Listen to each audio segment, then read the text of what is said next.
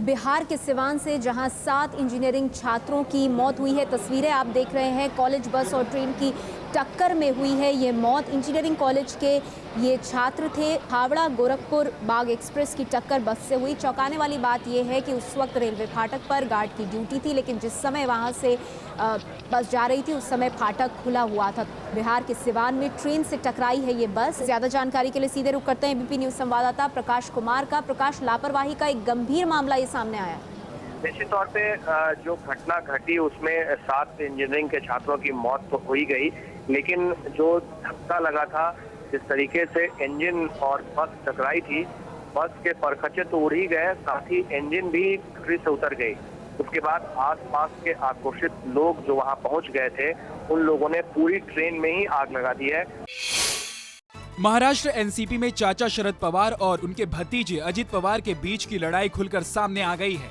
मुंबई में एनसीपी विधायक दल की बैठक में ये प्रस्ताव पास किया गया है कि अजित पवार अपना इस्तीफा वापस लें और शरद पवार से बातचीत कर आगे की रणनीति बनाएं। उधर प्रफुल्ल पटेल ने कहा है कि अजित पवार का इस्तीफा मंजूर होना चाहिए। सूत्र बता रहे हैं कि शरद पवार भी यही चाहते हैं कि अजित पवार का इस्तीफा मंजूर किया जाए। अजित पवार साहब ने इस्तीफा देने के बाद ये विनंती पवार साहब से ओर से किए जाए कि अजित पवार का इस्तीफा अजित पवार ने वापस लिया जाए। उसमें अंतिम क्या निर्णय लेने का वो पवार साहब करेंगे।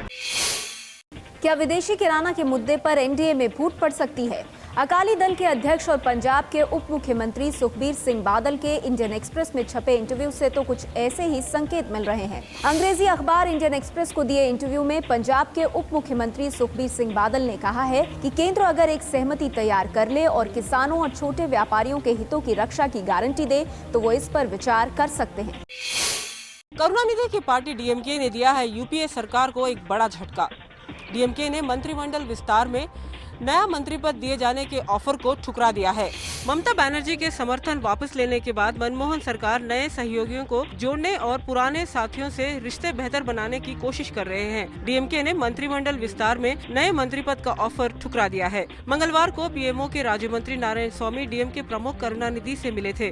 डीएमके विदेशी किराना के मुद्दे पर सरकार का विरोध कर रही है। पिछले दिनों एनडीए के बंद में भी करुणानिधि की पार्टी शामिल हुई थी। लोकसभा में डीएमके के 18 सांसद हैं। Matters which are discussed between the leader of the DMK, Shri Karunanidhi ji, and the Prime Minister and the UPA chairperson. ये कोई संकट नहीं, हमारे परिवार के अंदर की बात है और वो हमारे बहुत ही मजबूत साथी हैं और ऐसे मामलों को परिवार के अंदर ही सुलझा दिया।